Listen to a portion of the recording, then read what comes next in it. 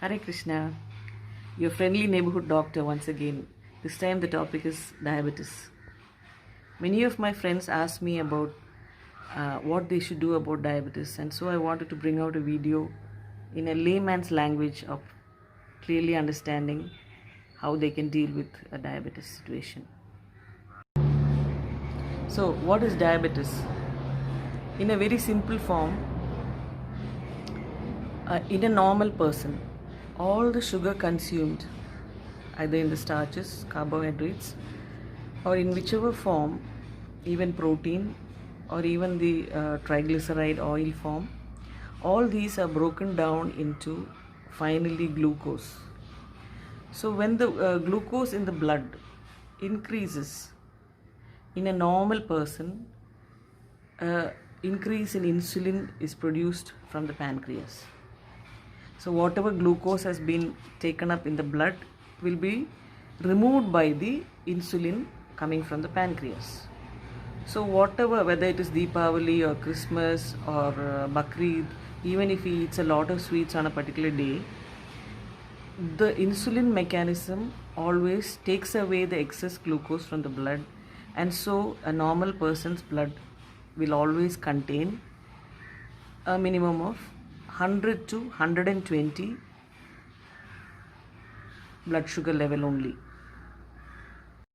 In a diabetic situation, what happens is the pancreas shuts down its insulin production. So as the person eats even a normal quantity of rice and starch, or even if it is high level sugars, the sugar level keeps on increasing, and there is no removal of the sugar from the blood and transformation into fat. So the buildup of glucose keeps increasing and increasing and increasing, and it goes to something measurable up to 500 in a normal glucometer, and above that it will show as a very high sugar level or an error in a glucometer. What we as doctors do is that we give either an oral anti-hypoglycemic drug, that is your usual metformin or glimepiride, and with that, if there is no control happening, then we give insulin injection. So these two things will bring down the sugar levels, and we are aiming for a sugar level that is below 180. So between 100 and 180 is considered normal or a controlled diabetic. As a diabetic, what you should be doing is giving a good diabetic diet for yourself. For example, eating a breakfast, counting the number of idlis or doshas you are eating, all this will help you control your diabetic level. Supposing normally you eat, as a normal person, if you are used to eating 4 idlis, as a diabetic you should be eating something much less. Or if you want to eat your 4 idlis, you should be eating 2 idlis at 8 o'clock and give a gap of 2 hours and then eat the rest of the 2 idlis at 10 o'clock. I would suggest you go to a 3 idli stage and eat it as 1.5 idlis at 8 o'clock and 1.5 idlis at 10 o'clock. So you've eaten your 3 idlis, but you're given a 2-hour gap between the 2 1.5 idlis, so that all the sugar content in 3 idlis doesn't get into your blood at the same time. So your blood maintains a level of glucose which is adequate for you, so that you have adequate energy to go on with your work, and still you don't have a upshoot of glucose in your blood.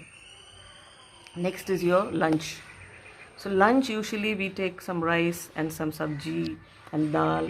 So the rice is the main part of the food which contains the starches and the glucose. So we'll have to reduce the amount of sugar by reducing the amount of rice intake. So we take a small teacup and fill it up with cooked rice and eat exactly 1 cup of rice for lunch.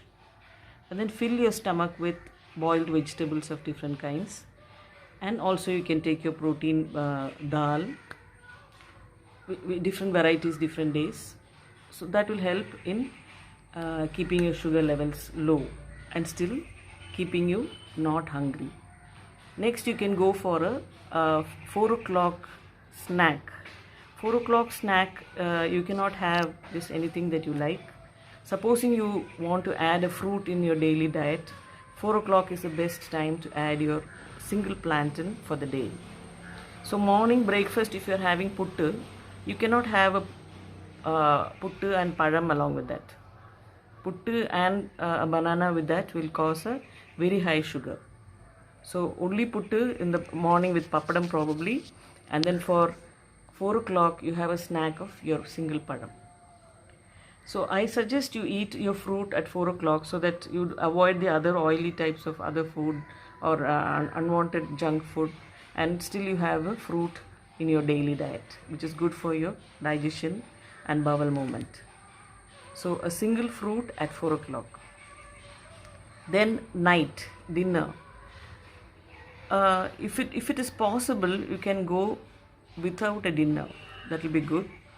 But if you cannot, if you're not sure whether you'll be able to wake up next day morning with the proper glucose, you have a dinner which is made of containing chapatis. That also you have to count it like your idli and dosha. So one to two chapatis in the night, or you can have a godamba dosha, that is wheat rava dosha or upma. Try to avoid rice. And if you are having rice, you take the same type of thing that you had for lunch, that is 1 cup of boiled rice. Then the cup is a tea cup that you use usually. So this is the daily routine diet pattern. So about your insulin, suppose you are on insulin, what you should be doing is, the doctor will suggest a particular number of units of insulin for you, which is suitable for you. So what you should be doing is, when you go to the lab, you should go first thing in the morning in a fasting state and take your first fasting blood sugar. Next, what you should do is eat your 1.5 idlis that you eat at 8 o'clock.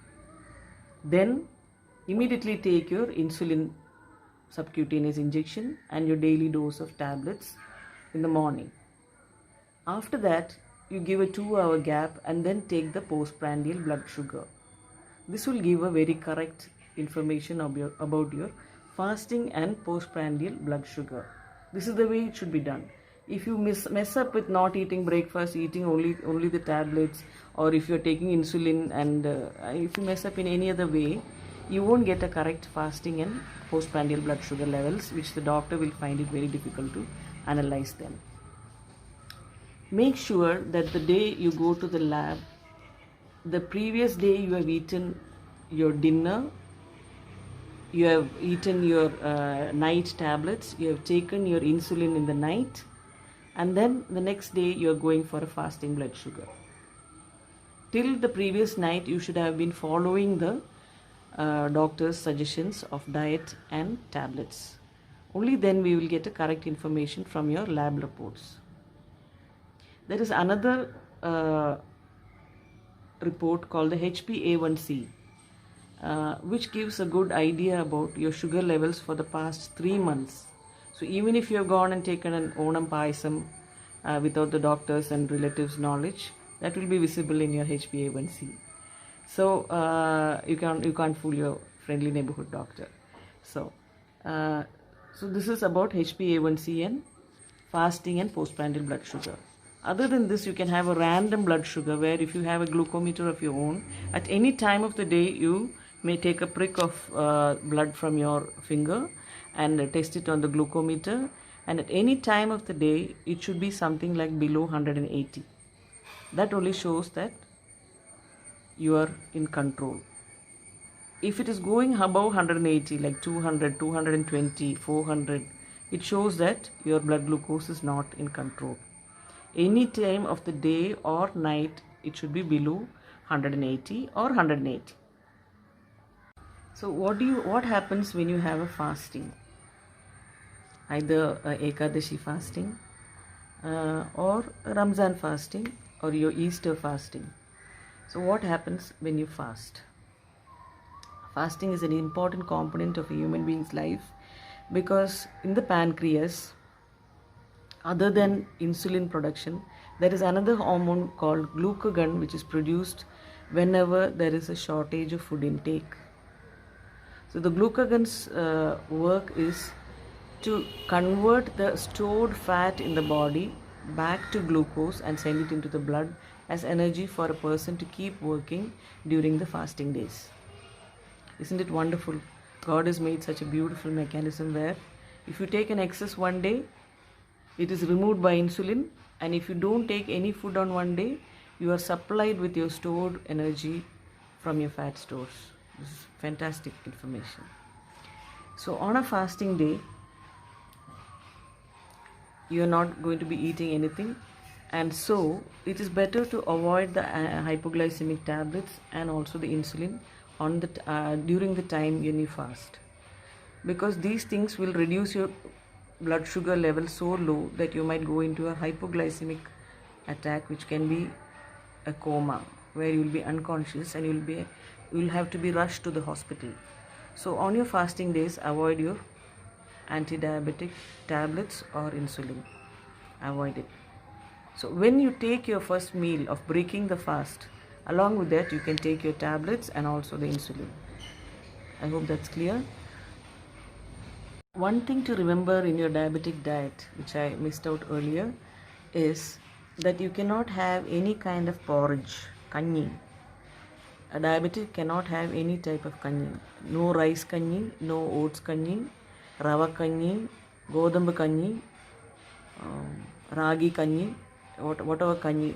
This kanji or the porridge of any of these cereals will have a high quantity of glucose in a very nice soluble form, which will be easily absorbed by the blood. So then your sugar level will rise instantly. You must have come across the times when you eat kanji in your earlier days, like when you have a fever or when you are very sick. We usually take a kanji so that we suddenly get a spurt of glucose in our blood. So in a diabetic situation, we don't want that spurt of glucose. So it is always better to avoid all types of porridges. Take solid food like rice, strained rice with no water in it, well cooked of course. Then you can take chapatis, dry chapatis or idli or dosha, these are all fine, but no porridges. Rava, upma can be taken, but don't make it kanji. Another thing is the type of fruits that you can eat as a diabetic. High sugar fruits like pineapple, orange cannot be eaten. Low sugar fruits, of course fruits are all having fructose mainly, but our body has the capacity to break that fructose into glucose. So we cannot say fructose is not glucose and take it. Some people may even mislead you saying honey is only fructose. So if you are a diabetic, you can go ahead and take as much honey as you like. But these are all very misleading and it will increase your blood sugar. So don't go by such things. There is also a misconception that you can take jaggery and other types of sugar and you should not take refined sugar, but you can take other types of unrefined sugar, which is all baseless, because all refined or unrefined sugars contain glucose, which will be finally broken down as glucose, whether if it is sucrose or some carbohydrate or whichever big starch formula. All these will be broken down finally into glucose, and it will increase the glucose level in the blood. So the fruits that can be taken by a diabetic are maybe a small piece of papaya, which is very low sugar. A small piece of watermelon is fine. Banana is fine. All types of banana have got very low sugar, and a single banana a day at 4 o'clock is totally okay, because that will be giving you the energy required during your evening hours, which will be probably the active period of your time, of your day. And you need your energy to last till your dinner. So banana at 4 o'clock is what I suggested. You can supplement a banana with papaya piece or apple piece, not a whole apple, and then grapes should be avoided. High sugar fruits are pineapple, orange, grapes, dates, The low sugar ones are the better ones to be added to your diet at evening. Yes, and there is another misconception. Main thing, you should avoid jackfruit. Whether boiled jackfruit, cooked jackfruit, or fried jackfruit, or raw jackfruit, all these are very high in glucose. And since jackfruit is a very tasty dish, you cannot stop with a single piece of jackfruit. You will have to eat more. So better to avoid totally. Jackfruit is very high sugar. Similarly, all the tubers, potato, tapioca, all the types of elephant foot yam, all these things are very high in sugars. It is okay if you eat a piece of carrot or a piece of beetroot and all in your sabji items, but it's okay. But if you eat a whole sabji of potato alone, or a whole sabji of only beetroot, those things will contain very high sugar. But one piece of one of these vegetables in your vegetable curry doesn't matter. I think I have gone through all the topics that you will be interested in diabetes. This is all very layman version of the whole thing. Your doctors will know much more and much more deeper into what is to be done. So follow your doctor's orders and have a nice time. Hare Krishna.